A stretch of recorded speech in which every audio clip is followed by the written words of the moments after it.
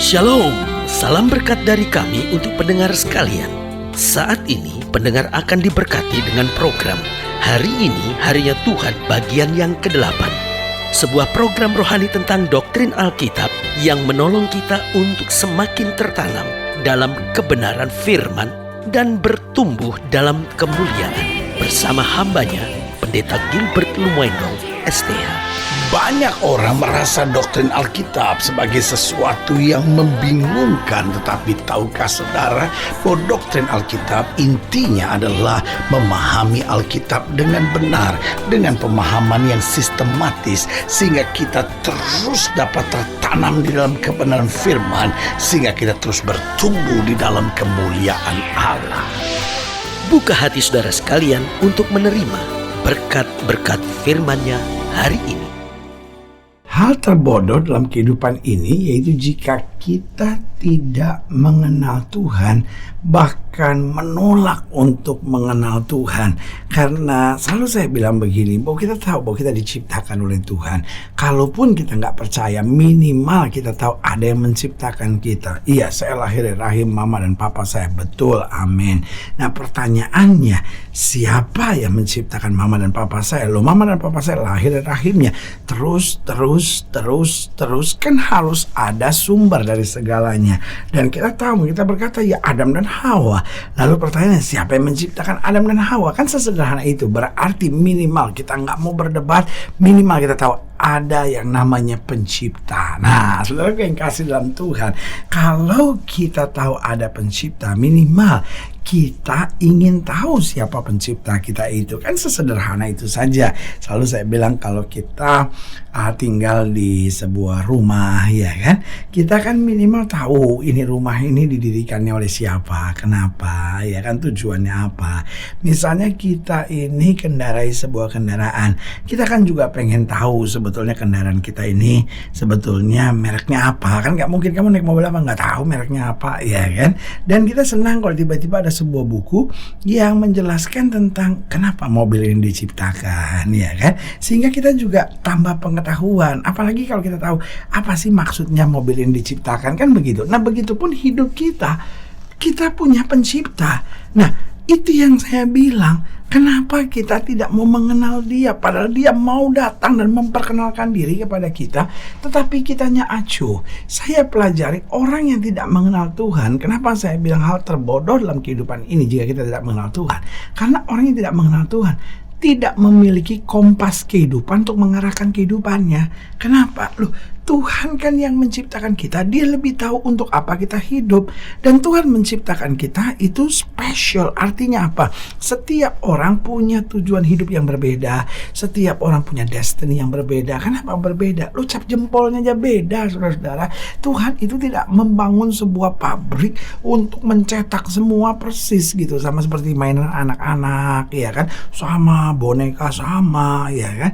Tidak. Tuhan itu menciptakan kita tailor-made. Setiap orang wonderfully made by God. Itu sebabnya orang yang tidak mengenal Tuhan tidak punya kompas kehidupan. Makanya senangnya percaya pada sio-sio, ramalan-ramalan nasib, apa kata bintang, ya kan? Kenapa? Karena nggak punya kompas kehidupan. Tetapi orang yang mengenal Tuhan hari-harinya renungkan firman. Karena Alkitab bilang orang yang merenungkan Taurat Tuhan siang dan malam, ia seperti pohon yang ditanam di tepi aliran sungai, yang akan berbuah pada musimnya, yang tidak layu daunnya. Apa saja yang diperbuatnya akan berhasil. Berarti orang yang tidak mengenal Tuhan, yang pertama, tidak memiliki kompas kehidupan untuk mengarahkan kehidupannya. Dan yang kedua, seorang yang tidak mengenal Tuhan tidak akan memiliki rem untuk standar moral kehidupannya. Artinya nggak ada remnya. Dia pengen jadi orang baik, tetapi artinya bablas lagi. Dia ingin hidup suci, bablas lagi. Dia tidak ingin lakukan hubungan seks sebelum nikah, bablas lagi. Dia ingin untuk pacaran dengan orang seiman, bablas lagi. Dia udah menikah, tidak ingin tertarik dengan perempuan lain, bablas juga.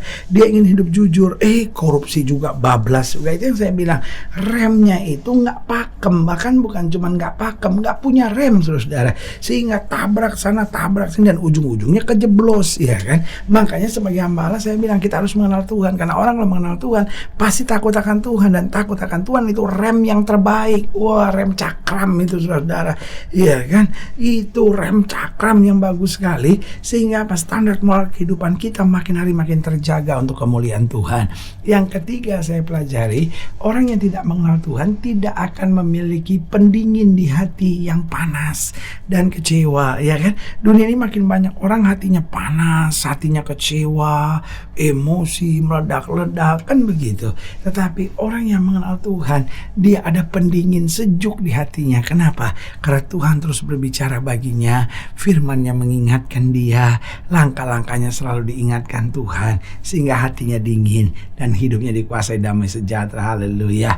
Dan yang keempat saya pelajari, orang yang tidak mengenal Tuhan tidak memiliki assurance, tidak memiliki jaminan kehidupan dalam menjalani hari depannya. Berarti akan hidupnya cemas terus, takut terus, khawatir terus. Tidak sedikit yang kayak gini akhirnya lari ke narkoba, tidak sedikit orang yang kayak gini akhirnya larinya ke diskotik, cari kenikmatan dunia. Karena ngapa? Nggak punya kepastian tentang hari depannya. Uang ditumpuk sebanyak-banyaknya karena pikirnya kalau saya punya uang, saya punya segala-galanya.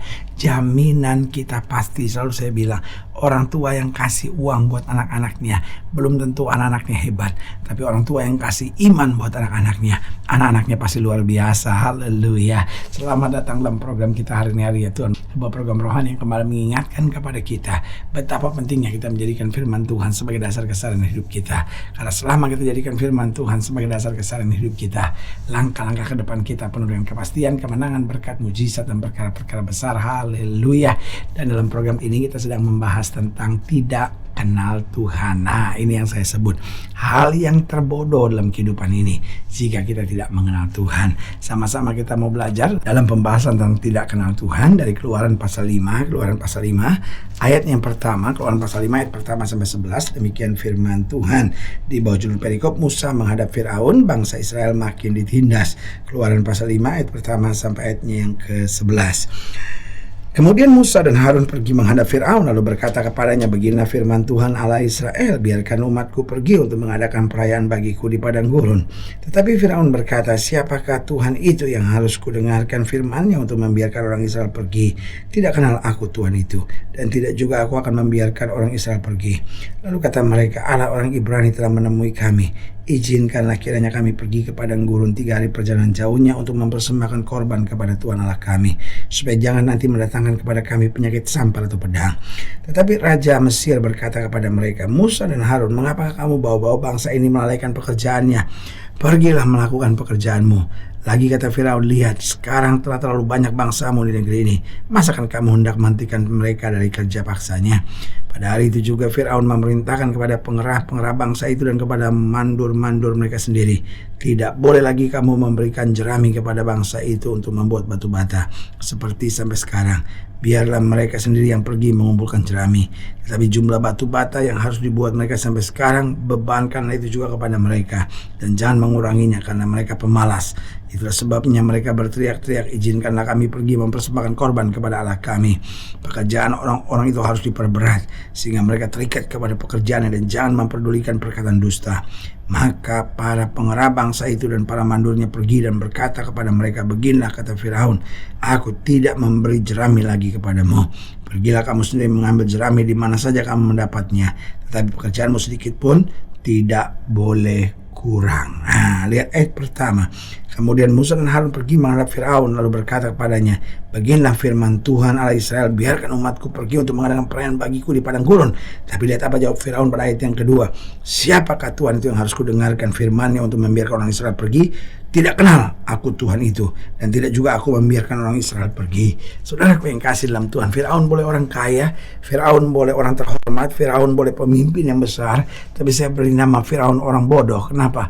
Karena dia tidak mengenal Tuhan. Saudaraku yang kekasih dalam Tuhan, orang yang tidak mengenal Tuhan adalah orang yang langkah-langkahnya seringkali salah jalan-jalannya tersesat dan hidupnya binasa.